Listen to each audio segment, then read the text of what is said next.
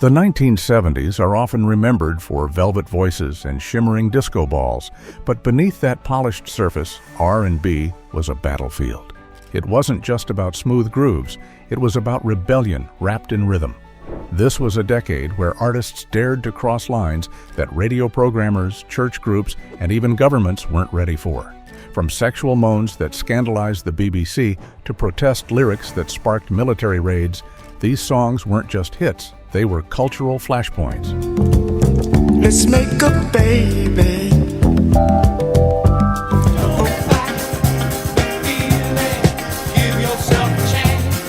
While the mainstream tried to keep things polite, these artists used their music to challenge morality and demand social change.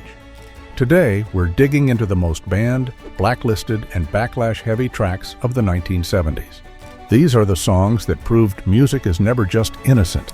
It's a powerful force that can shake the very foundation of society. Number 1. Donna Summer, Love to Love You Baby, 1975.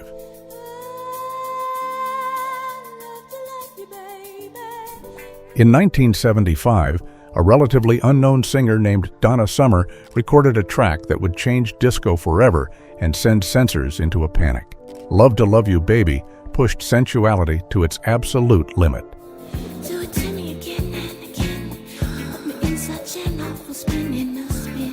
Over a slow, pulsing beat, Summer's breathy moans mimicked ecstasy so vividly that the BBC famously banned it from their airwaves. Time magazine went so far as to count 22 distinct moans in the recording. The controversy wasn't just in Europe. In the U.S., civil rights leader Jesse Jackson and various religious groups condemned the song as morally corrupting. Despite being kept off many stations, the scandal only fueled its fire. The song soared to number 2 on the Billboard Hot 100 and sold over 1 million copies. It wasn't just a hit, it became the ultimate anthem of the 1970s sexual revolution, proving that scandal is the best marketing.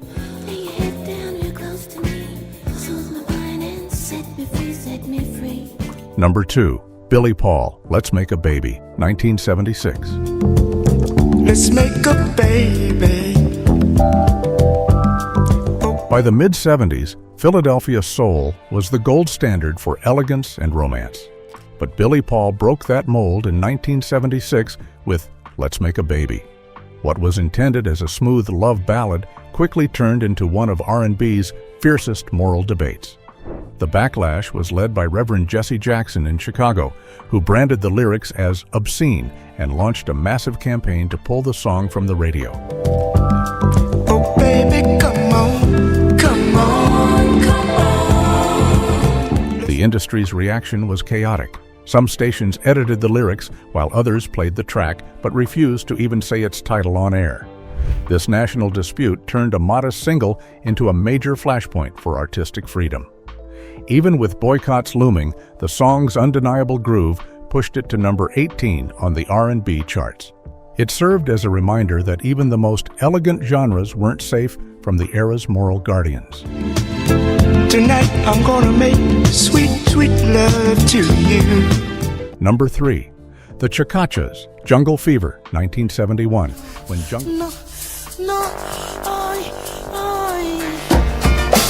When Jungle Fever hit the airwaves in 1971, it sounded like a harmless Latin soul instrumental until the moaning started. This Belgian studio group created a track filled with rhythmic, heavy panting that turned Radioheads red with embarrassment. The BBC acted quickly, banning the song for being too suggestive. However, the ban only made U.S. audiences crave it more. DJs began playing bootleg copies, and the track eventually climbed into the top 10 on the Billboard Hot 100, selling over 1 million copies. While some critics dismissed it as audio indecency, others praised its daring fusion of funk and raw sensuality. The song eventually became a cult classic, resurfacing decades later in films like Boogie Nights and games like Grand Theft Auto. It remains the definitive example of a decade that finally stopped pretending that music was purely innocent.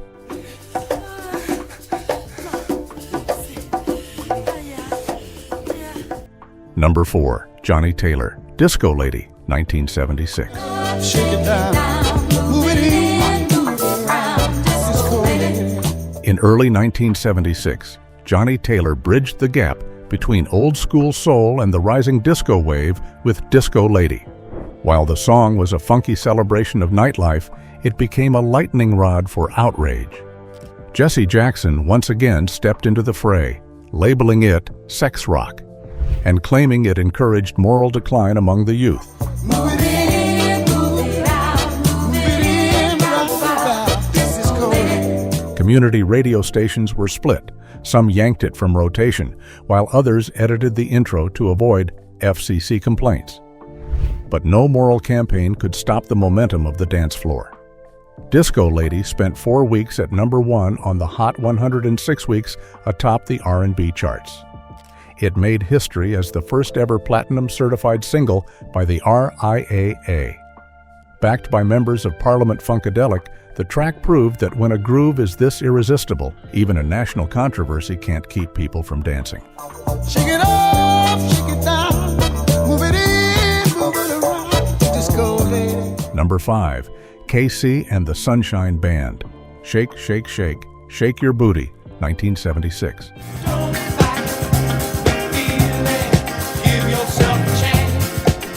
Disco was the dominant sound of 1976, but even a group as poppy as KC and the Sunshine Band couldn't escape the censors. The track, Shake, Shake, Shake, Shake Your Booty, became a massive hit, but the title alone caused a national stir. Several American radio stations refused to play the song, arguing that the word booty was far too explicit for the general public. Shake, shake, shake, shake, shake, shake, shake your. Other stations would fade the song out early to avoid the suggestive undertones of the lyrics.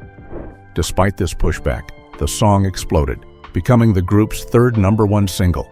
It sold over 2 million copies and cemented their status as disco icons.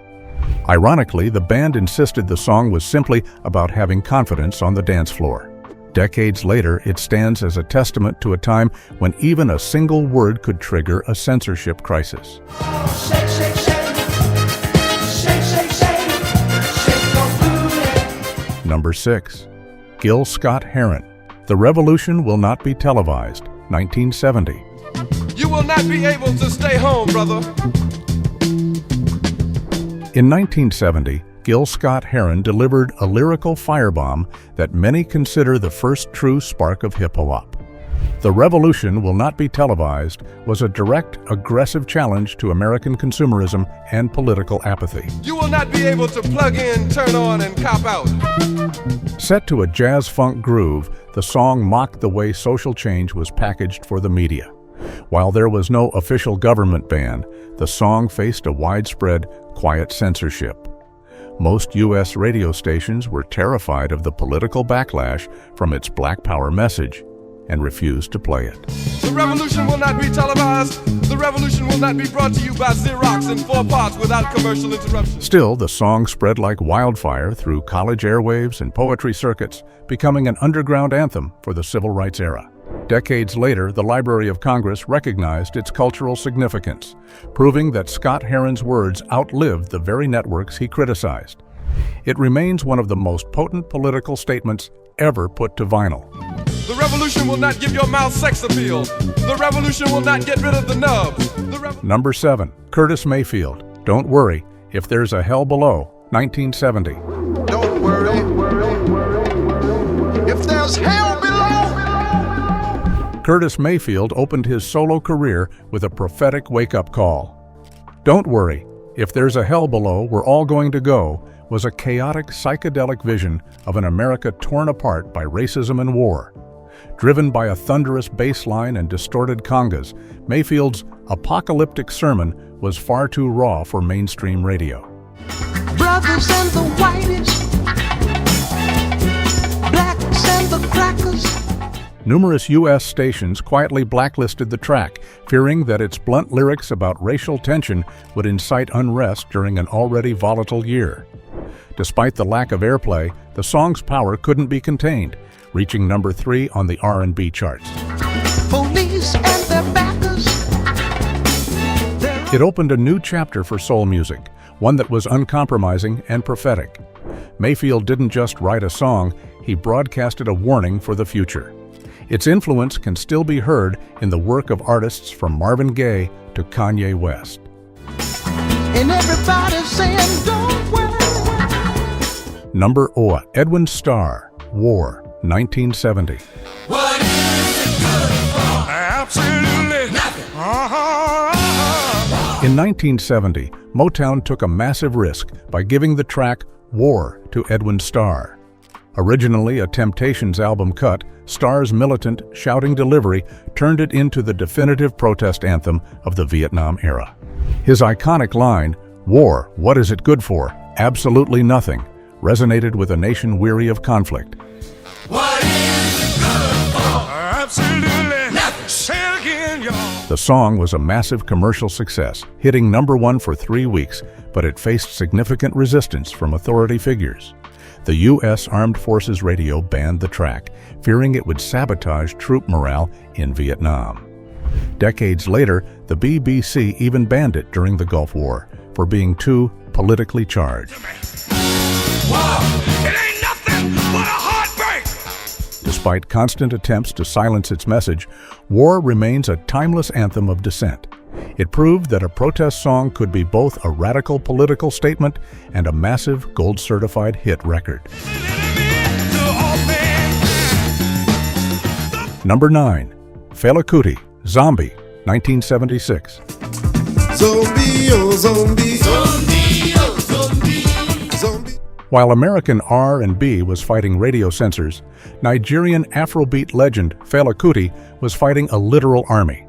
In 1976, he released Zombie, a track that used a hypnotic funk rhythm to compare Nigerian soldiers to mindless robots following orders. Zombie, zombie not gonna stop unless you tell him to stop. This wasn't just music, it was a direct act of rebellion. The Nigerian government took the insult personally. In 1977, 1,000 soldiers raided Fela's compound, burning his studio and home, and tragically throwing his mother from a window.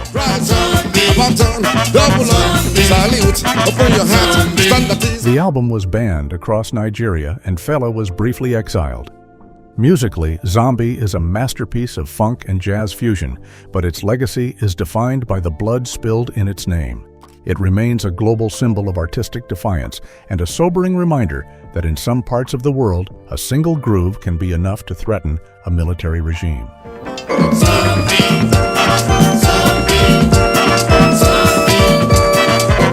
Number 10, The Temptations, Ball of Confusion, 1970. Segregation, determination, demonstration, integration, aggravation, humiliation. The Temptations were the crown jewels of Motown, but in 1970 they moved into risky territory with Ball of Confusion. The song's rapid-fire lyrics listed the plagues of 1970s America: segregation, inflation, pollution, and political hypocrisy. And it seems nobody's interested in learning but the teacher. It was a jagged departure from their usual polished love stories. Because it touched on so many sensitive social issues, many radio programmers were uneasy. Several U.S. stations restricted its play, worried the song sounded too radical during a time of widespread racial unrest.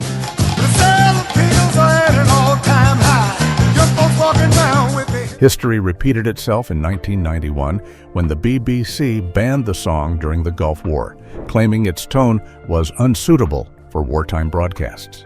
The irony remains that a song censored for being too real only proved how timeless its message truly was. Ball of Confusion remains a perfect, chaotic snapshot of a world that was, and still is, struggling to find its way. Fear in the air, tension everywhere, unemployment rising fast, the Beatles' new records again. The R&B of the 1970s wasn't just the soundtrack to a party. It was the soundtrack to a revolution. Whether they were pushing the boundaries of sexual expression or demanding an end to political apathy, these artists refused to be silenced. They faced bans, boycotts, and even physical violence, but their music outlasted every censor and every moral campaign. From the heavy breathing of Jungle Fever to the political fire of Fela Kuti, these tracks hit us hard because they dared to tell the truth. They remind us that the most controversial songs are often the ones that have the most to say. Which of these banned tracks still hits you the hardest? Let us know in the comments below. Don't forget to like and subscribe to keep the rhythm alive. Check out our next video right here on your screen for more deep dives into music history.